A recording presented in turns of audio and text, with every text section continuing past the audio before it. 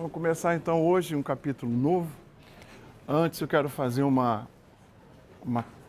breve sumário do que nós vimos. Nas duas aulas anteriores, a gente fez um estudo escalar da cinemática, onde nós aprendemos conceitos como posição, deslocamento, velocidade e aceleração, todos esses conceitos tratados escalarmente. Aí na aula seguinte, a gente fez um tratamento matemático rigoroso de vetores. Aprendemos o que é esse ente e aprendemos a trabalhar com ele matematicamente, né? Aprendemos somar, subtrair e fazer operações de produtos entre vetores. A aula de hoje condensa os dois conceitos. Ou seja, nós vamos estender para o caso tridimensional os conceitos que nós aprendemos na cinemática escalar. Então, nós vamos estar falando da cinemática vetorial, tá bom? E é claro que vai haver analogia entre o caso geral, que é o caso tridimensional, e o caso unidimensional. Essas analogias vão nos ajudar muito e, eventualmente, fazer a gente ganhar tempo. Então, repetindo, qual é o fim da aula de hoje? Estudar todos esses conceitos do ponto de vista vetorial. Definir esses vetores, essas grandezas, vetorialmente. Então, vamos lá, primeira analogia. No caso unidimensional, você se lembra, né? Para caracterizar ou para localizar uma partícula, a gente dava um ponto sobre um eixo orientado, né? E definia velocidade como a derivada dessa posição, né? Definia a aceleração como a derivada da velocidade, né?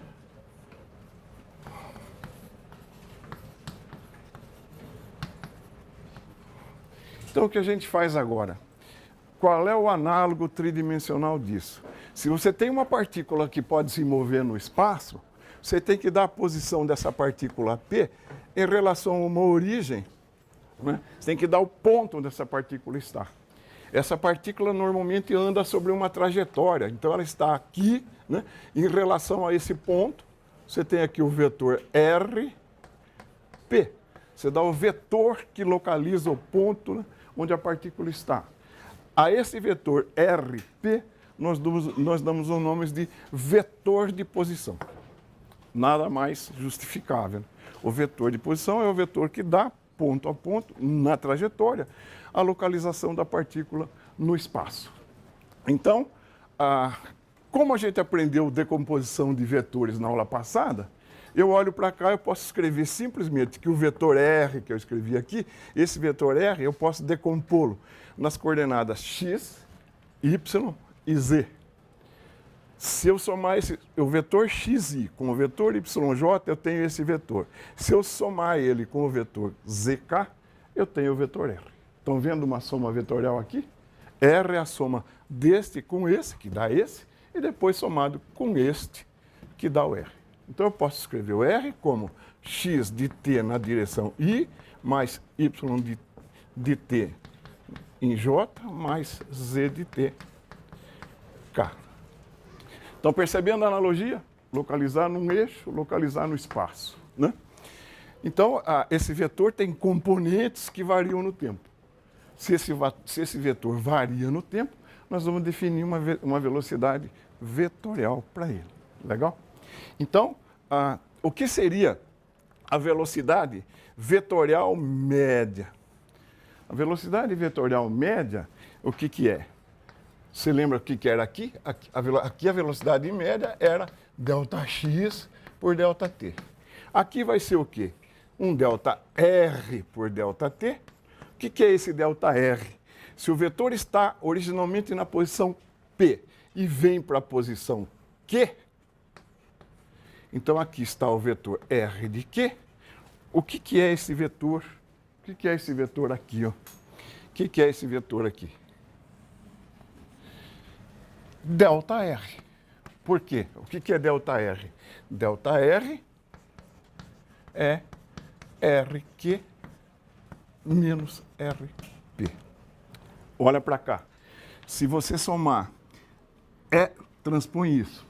Se você somar ΔR com RP, você ganha RQ.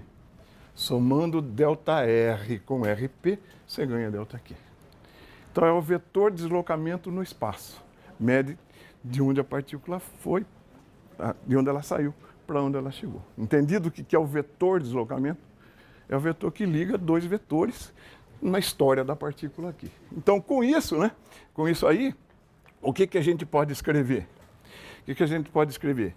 Que isto é o vetor R de t mais ΔT menos R de t. Agora eu vou supor que isso aconteceu no instante ΔT, tá certo? Sobre ΔT. O que eu fiz?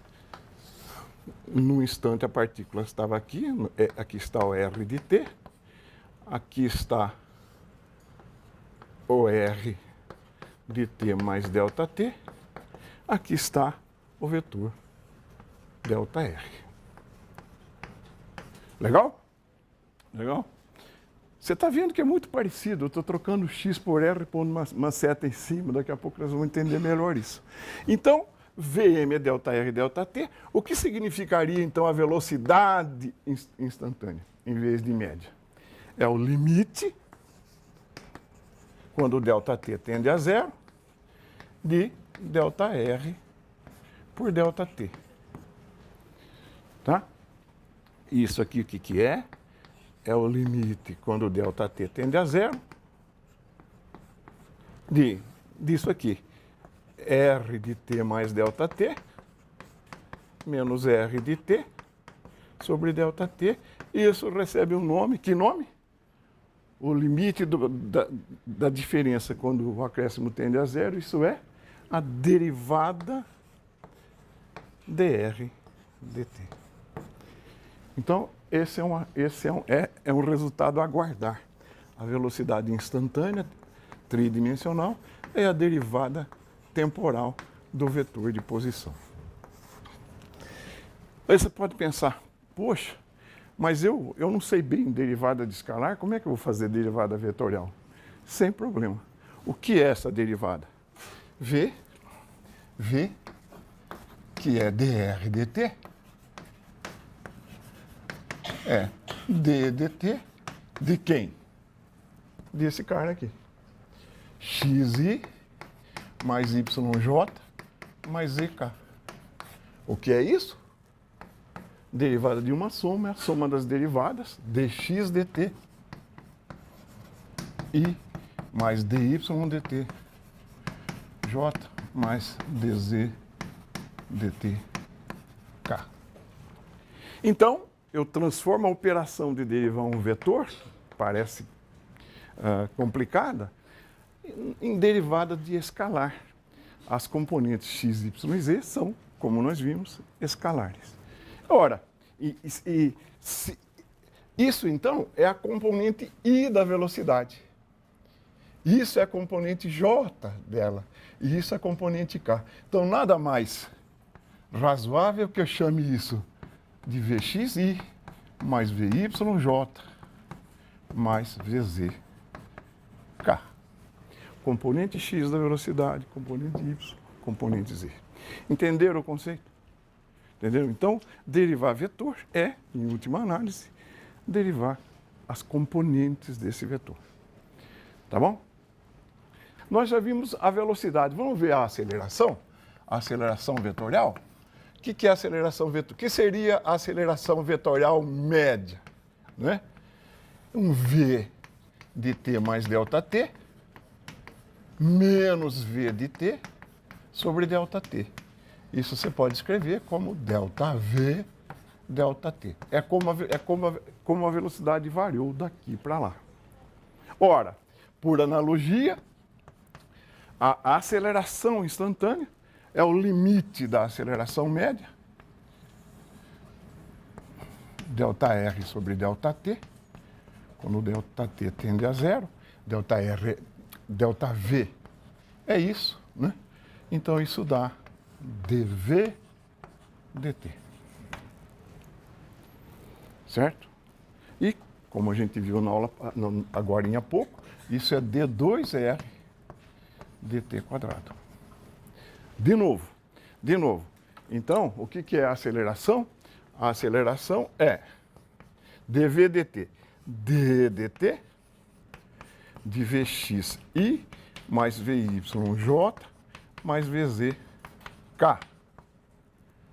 E isso dá, explicitar mais uma vez, dvx dt i mais dvy dt j mais dvz dt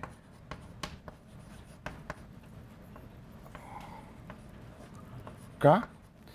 Isso eu chamo de vx, de ax. Isso eu chamo de AY. Isso eu chamo de AZK. Mesma coisa, né? Derivar um vetor é derivar suas componentes. Legal? Eu acho que a analogia tá legal, né? Tá se cumprindo, né? Então, vamos estudar velocidades e acelerações através de suas componentes. X de t é 0,2t quadrado mais 5t mais 0,8 e y de t é menos t quadrado mais 10t mais 2. Vamos calcular as componentes de V e de A? O que é Vx de t? É, como a gente viu, dx dt. A componente x da velocidade é a derivada de x em relação ao tempo. A componente y, a componente z. No nosso caso, só temos duas. Então, me ajuda a derivar isso. Quanto dá dx dt? Baixo expoente, 0,4t mais 5. Tá bom? Vy de t é dy dt, que é menos 2t mais 10. Então a minha velocidade v, né, eu posso escrever como Vx 0,4t mais 5i mais menos 2t mais 10j. Essa é a minha velocidade por suas componentes x e y. Vamos achar a aceleração? A aceleração x, quanto é? É a derivada da componente x da velocidade, que dá 0,4. Né? E a componente y da aceleração é a derivada da componente y da velocidade, que é menos 2. Ou seja, o meu vetor aceleração é 0,4i, a componente x da aceleração é constante, e a de y também. Então, esse é um caso de aceleração, né? Aceleração constante. Né? Só de brincadeira, se eu quiser calcular algo mais desses vetores, o que seria o módulo da aceleração? O módulo da aceleração. Vetor sem flecha é módulo. É raiz quadrada de ax quadrado mais ay quadrado. Isso dá raiz quadrada de 0,16 mais 4, 2. Não basta dar um módulo, é preciso também dar a orientação. A aceleração x tem as componentes. A aceleração x tem a componente 0,4 aqui, né? 0,4. E tem a componente menos 2. Menos 2. Então, o vetor A é esse vetor aqui, ó. Como é que eu dou a orientação dela? Pego a tangente desse ângulo e escrevo que a tangente de θ é menos 2 por 0,4. Isso dá menos 5.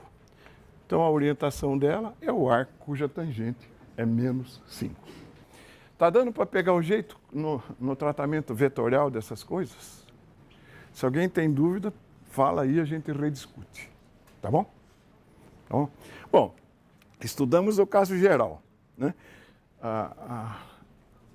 Vamos fazer aquele probleminha, ou aquela situação, que é o problema inverso.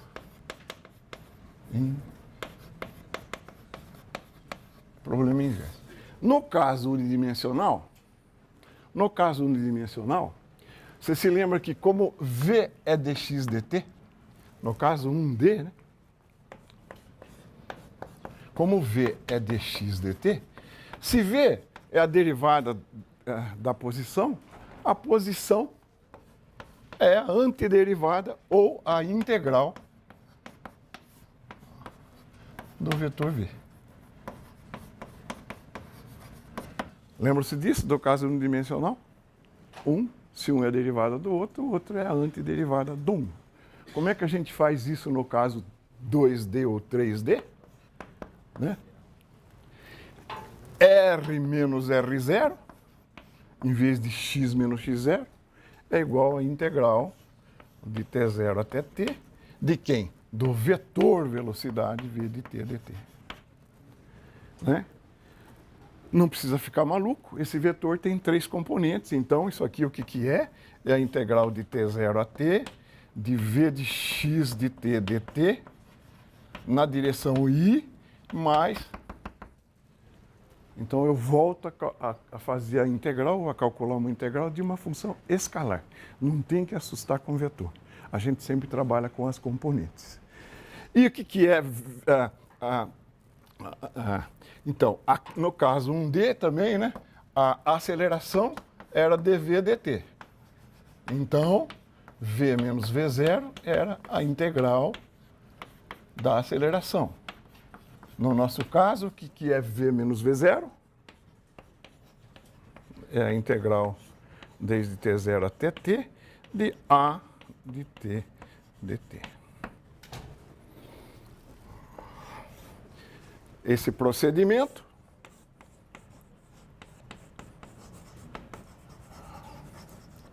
tem que ser feito para cada componente. Aqui eu fiz uma só, tá bom? É igual ao problema inverso unidimensional, só que agora você pode precisar trabalhar com 3 equações, no caso espacial, ou com 2 equações, no caso plano. Bom, estudamos o geral, vamos começar a particularizar esse estudo para uma coisa mais fácil, né? Vamos pegar o caso de aceleração constante. E vamos pensar no caso bidimensional. Se a aceleração é constante, ela sempre pode ser escrita, qualquer aceleração sempre pode ser escrita assim. Então, se ela é constante, se um vetor é constante, suas componentes são. Então, AX e AY são constantes. Então, na direção X, eu tenho um movimento MRUA. Na direção X eu tenho um movimento com aceleração constante e na direção Y também um MRUA. Esses dois movimentos, o movimento em X e o movimento em Y, são completamente independentes. Então, eu transformo um problema bidimensional em 2 problemas unidimensional independentes. Transforma um problema bidimensional em 2 unidimensionais independentes. Nós vamos agora fazer umas particularizações. Daqui a pouco tem até um filminho interessante sobre isso, tá bom? Então agora, entre as acelerações constantes, tem uma que é notável, né? Que é a aceleração da gravidade. Em termos de aceleração da gravidade, a componente x dela é 0 e a componente y quanto é? se eu orientar meu eixo y para cima e a gravidade está para baixo, quanto é a componente y da aceleração da gravidade? Menos g. Essa orientação é sempre fundamental nas nossas resoluções. Então, se não tem ax igual, se ax é zero, né, o v0x é uma constante. A velocidade não muda na direção x. Né? V igual a v0x igual a constante. E então, o que eu tenho? X é x0 mais v0xt. Movimento retilíneo uniforme. Né?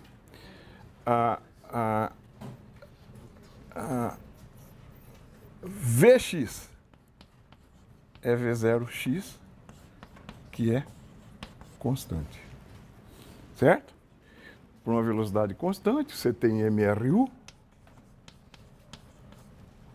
E na direção y, Vy é v0y menos gt, equação MRUV na direção y, e y igual y0 mais v0yt menos meio de gt quadrado.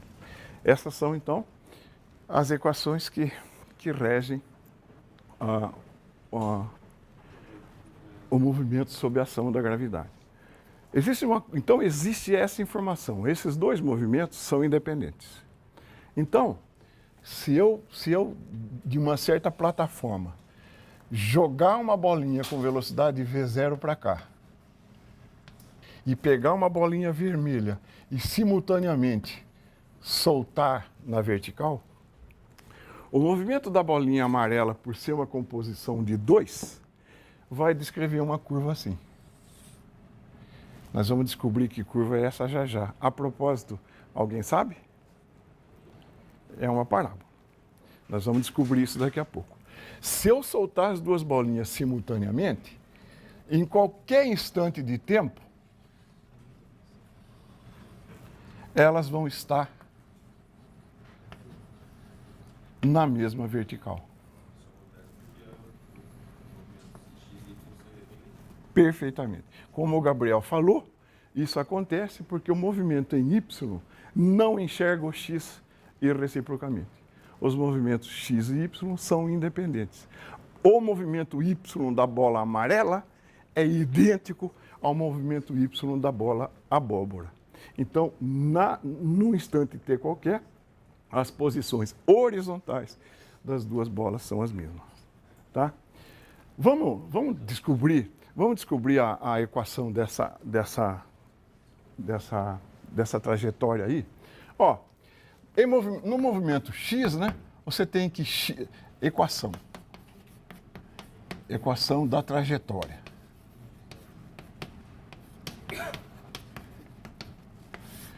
X, então, como é MRU, né, x é V0xt, V0xt. Daqui eu posso tirar que t é x sobre V0x. Né? Normalmente isso é parte de uma... Esse é parte de um movimento assim, né? Eu peguei metade lá, mas o movimento é assim. Essa direção é V0. Aqui está V0x, que é V0 cosseno de θ. E aqui está V0y, que é V0 seno θ. Então, eu posso escrever isso como sendo x sobre V0 cosseno θ. Então, t é isso. Como é a expressão y? Y é y0, que eu estou supondo que eu lancei de uma origem aí, V0y, que é V0 seno θ, t, V0y é V0 seno θ, t, menos meio de gt quadrado. Se eu pegar o tempo t e substituir aqui, eu tenho que y é V0 seno θ, x sobre V0 cosseno θ, menos meio de G T quadrado x quadrado V0 ao quadrado cosseno ao quadrado de θ. Isso aqui dá tangente de θ x menos meio de G x quadrado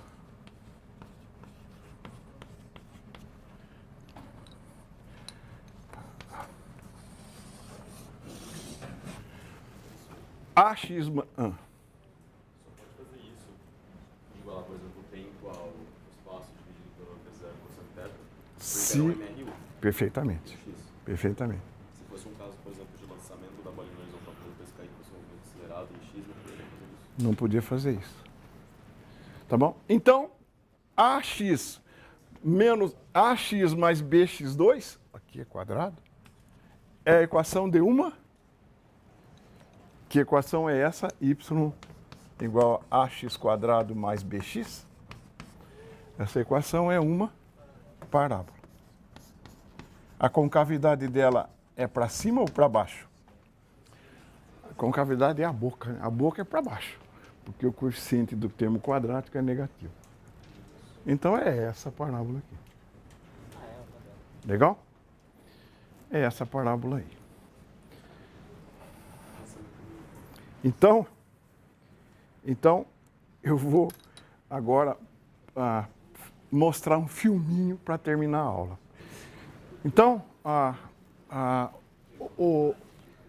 o retângulo branco vai ser uma mostração daquilo que a gente acabou de fazer ali. Né? Um filminho mostrando um projétil que pode ser decomposto nos dois movimentos ortogonais. Então, ele vai repetir. Aqui, então, aqui, né, o movimento da partícula vai atingir um ponto mais alto e volta. Este movimento pode ser pensado como superposição de outros dois. Um com velocidade horizontal, você nota que a bolinha anda na horizontal com uma velocidade constante, certo? Ao passo que a componente vertical da velocidade começa grandona aqui e vai diminuindo até se anular. Então, a composição dos retângulos menores dá um movimento no retângulo maior, mostrando, então, que esse movimento aqui é superposição de dois movimentos independentes. Um uniforme na direção x e outro uniformemente acelerado na direção y. E agora, vamos imaginar a seguinte situação. Se é verdade isso, que os dois movimentos são independentes, vamos imaginar a seguinte situação que nós vamos ver daqui a pouco. Num laboratório, eu imagino uma plataforma que eu consiga fazer se mover com velocidade constante. Isso é feito em cima de um colchão de ar, onde a gente elimina o máximo que puder o atrito dela com o solo.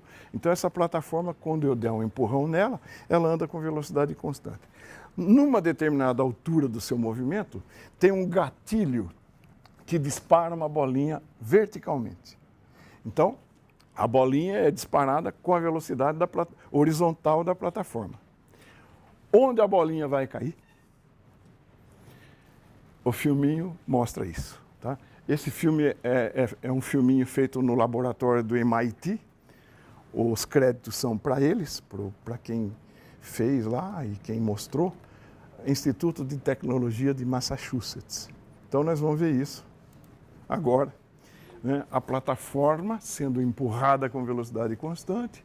Então, a plataforma, onde vai ser colocada a bolinha, e aqui o gatilho que vai, na situação que a bolinha vai ser disparada.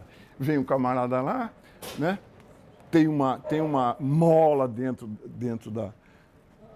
daquele cilindro comprido lá, e ele dá um movimento uniforme para a plataforma. vai aparecer em câmera lenta. A bolinha é a abóbora. Foi. É? Ah!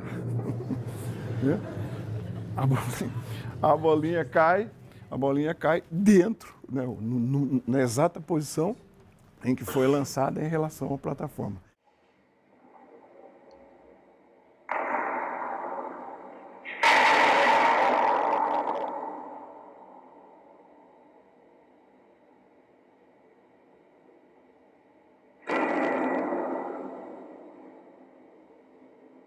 Quem está na plataforma vê a bolinha fazer o quê?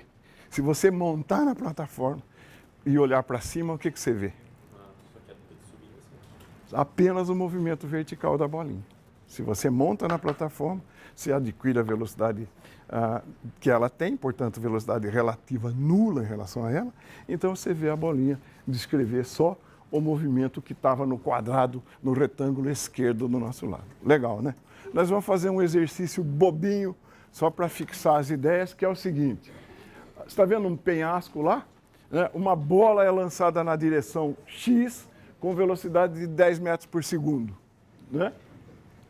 A gente pede para descrever, então a velocidade é lançada com... A bola é lançada com velocidade V0x igual a 10 metros por segundo, né? E a gente pede para descrever o movimento da bola. Isso significa achar x, y, vx, vy. Né? Descrever o movimento e achar vx, vy. Então, tá bom? Ora, se a bola é lançada na horizontal e está sujeita à aceleração da gravidade, Vx é V0x, que é constante, que é 10 metros por segundo. A velocidade da bola não muda, né? E a velocidade y, né? Eu tomo a origem no ponto de lançamento, y0 igual a V0 igual a zero, a velocidade y é 0 menos gt, que é menos 9,8t. Tá? A componente x é a componente de um movimento MRU, então dá V0xt, tá? Que é 10t, e a componente y simplesmente é menos meio de gt quadrado, que é igual a menos 4,9t quadrado. Tá? Então essas coisas estão ali, né? Só para efeito de completeza, achar, por exemplo, um ângulo que essa velocidade faz num determinado tempo. Em t igual a 1 segundo, você tem que Vx é 10, não muda, né? E Vy é menos 9,8. Tá? Então, essa velocidade é uma velocidade que tem uma componente 10 aqui, né, e 9,8 aqui. O ângulo que ela faz com a horizontal, por exemplo, é esse ângulo aqui, φ. Né? Então aqui está Vx, aqui está Vy.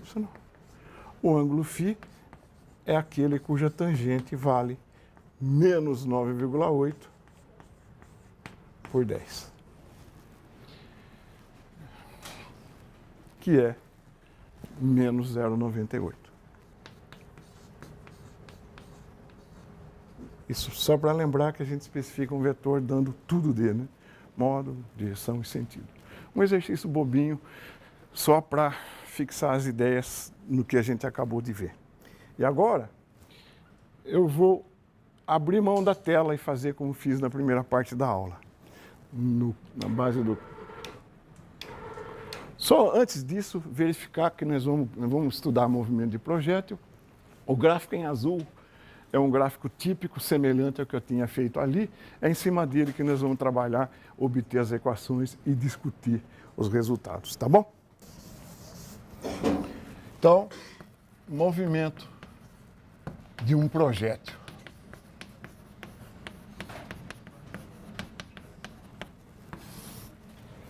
A gente dá o nome de projétil, né, a qualquer objeto lançado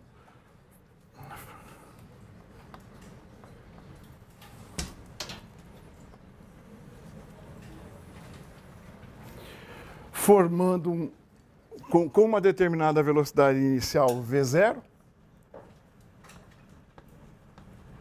formando um ângulo θ com a direção de lançamento.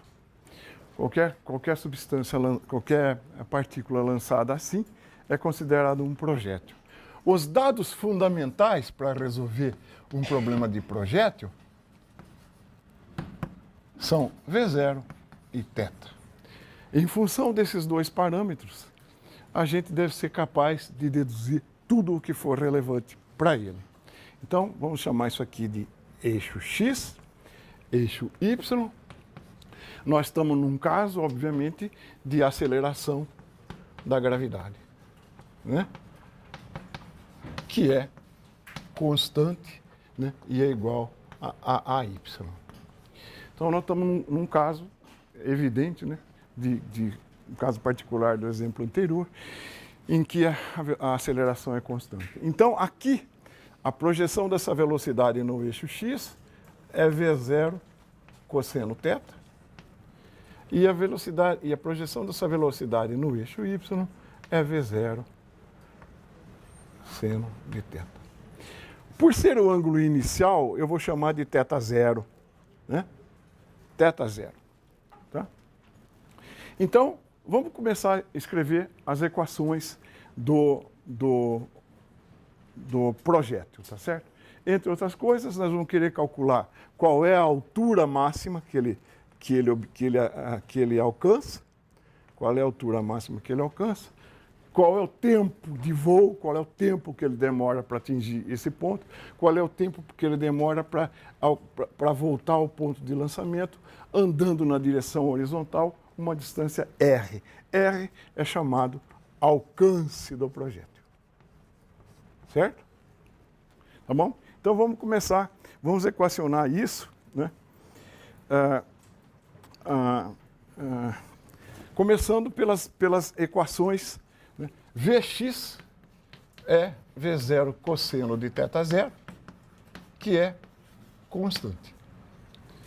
Então, a velocidade em função dos dois parâmetros, né? Vy é o mRUA, é v0y, que é v0 seno de θ0, menos gt. Tá bom? Vy é v0 seno de θ0 mais vt. Como é que eu faço para determinar a altura máxima? Aqui a gente usa um pouco do TBS, o Teorema do Bom Senso. O que acontece na altura máxima? Qual é a característica do ponto de altura máxima? Uma componente da velocidade é zero. Qual? Vy, né? Então, quando y for igual a hm, Vy é zero. Né? Você viu que a partícula vem e tal, aqui ela não tem velocidade vertical.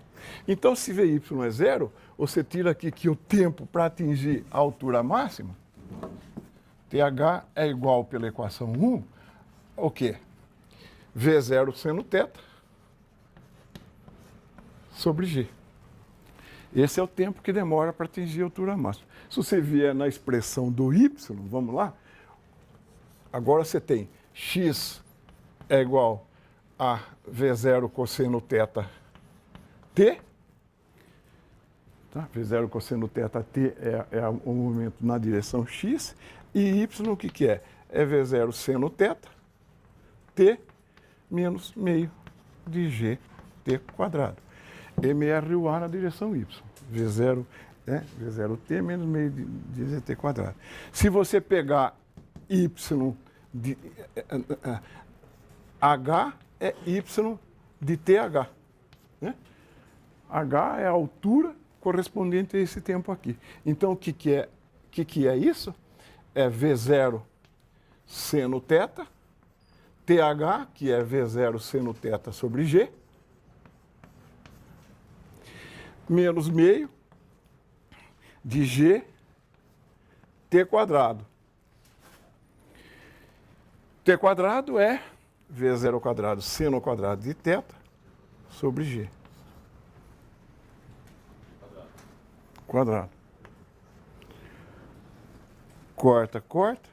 Isso aqui dá V0 ao quadrado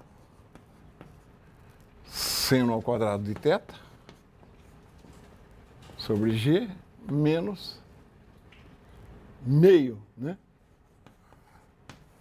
De V0 ao quadrado seno ao quadrado de θ sobre G.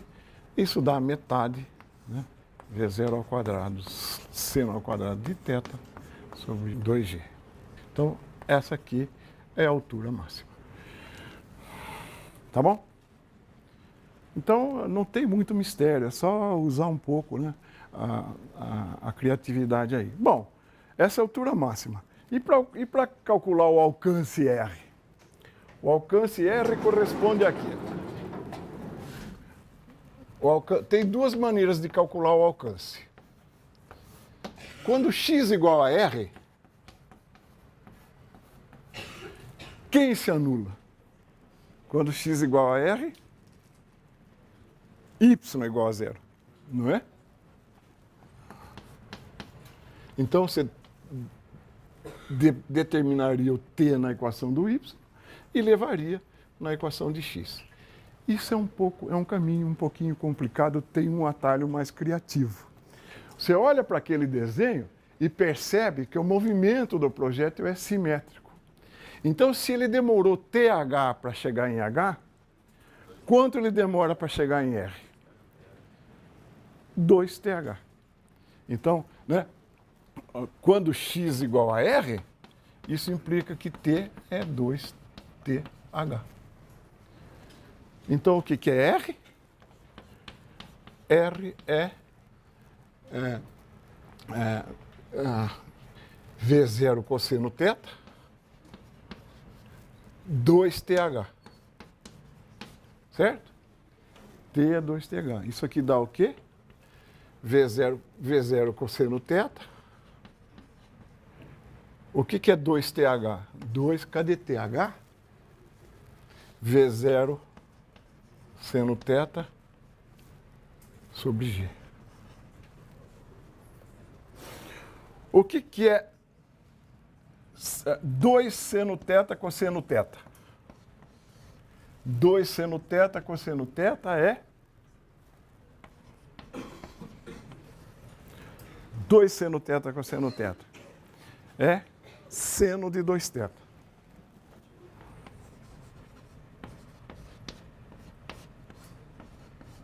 Por quê? Seno de θ mais θ, que é 2θ, dá o quê? Seno θ cosseno θ mais cosseno θ seno θ. Isso aqui dá 2 seno θ cosseno θ. Então, o alcance R é V0 ao quadrado seno de 2θ sobre G. Tá bom? Você vê que tudo que a gente está deduzindo aparece em termos dos dois parâmetros fundamentais no lançamento de projétil, que são V0 e θ. Aqui tem uma coisa curiosa. Quando que o alcance é máximo? O alcance é máximo quando esse seno valer 1, né? Então, seno de 2θ igual a 1, então θ é igual a π sobre 4. Ou seja, para se lograr o máximo alcance de um projétil, ele deve ser lançado no 2θ igual a π sobre 2. θ igual a π sobre 4. Então, para se lograr o máximo alcance quando se lança um projétil, ele deve ser lançado a 45 graus, com a horizontal. E aqui tem um outro aspecto, né? Seno de 2θ ou seno de π menos 2θ são iguais. O seno de ângulos suplementares é o mesmo, né? Então, θ e π sobre 2 menos θ,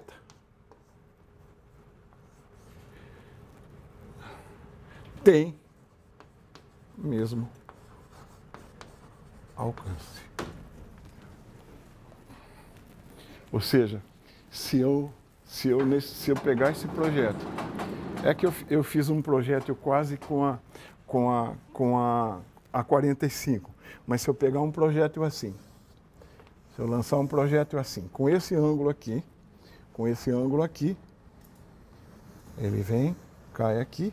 Se eu lançar com um ângulo complementar dele, né, ele vem e cai aqui. O alcance para os dois é o mesmo, né? Então esse aqui é o ângulo θ, este aqui é π sobre 2 menos θ, eles têm o mesmo alcance. Qual a diferença entre o movimento amarelo e o movimento pink? Qual a diferença dos dois? O que um difere do outro? Obviamente a altura máxima atingida e o tempo de voo que eles permanecem no ar. Tá bom? Acho que o movimento de projeto, mesmo para quem nunca viu isso, se é que existe alguém nessa situação, é muito fácil, porque é a particularização pura e simples do que a gente viu na última aula. Legal?